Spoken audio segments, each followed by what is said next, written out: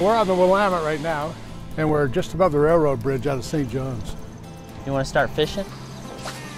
How long have you been bass fishing? I've been since just like a little kid, man. I was just 1 or 2. Dad started me out trout fishing. And when did you know you were good at it?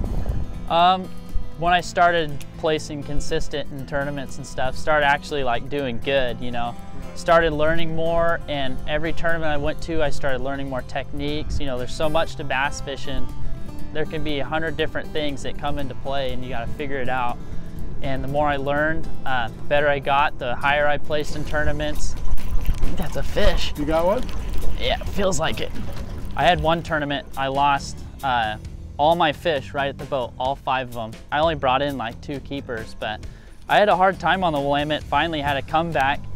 This little guy, a couple years ago, me and my buddy Steve, we took first on here, so that felt good. So Stan, how long have you been fishing? I'm like you. I started with my dad, you know, and when we were little kids. Yeah, got him. That's what I'm talking about. So go ahead. Bass fishing's always been my dream and stuff. My dad always asked me, you know, like, what are you gonna do, you know, for a job and stuff? And I just, man, for a while I didn't know. Because I was thinking, you know, I gotta have some kind of job. You can't just, you know, fish and stuff. You say you won the state championship. I didn't even know that there was a high school championship. When I went back to nationals, because I took, you know, first at state last year for the high school championship, I got to go back and see the school, Bethel University is where we weighed in the 3rd day. And I just told Dad I felt home. And I liked it back there down south. That was in McKenzie, Tennessee. And I found out they had a really good bass fishing team.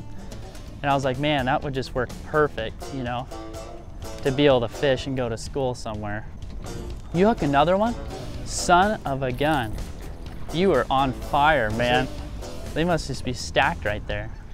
What my dad did is one day he's like, son, let's give the bass fishing coach a call and see. Come to find out, just like football, he recruits and stuff. And he goes, I know you could fish good just by looking at your resume. He's like, but now I want to know who you really are, you know?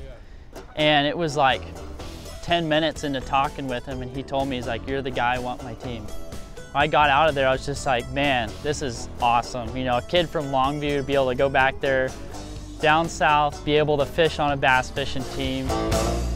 Becoming a good bass fisherman is not only being a good sport and making good friendships and with your buddies and different people interacting, but it's also knowing what you're doing. It's not 2 bubbas in a boat. Yeah, yeah, yeah.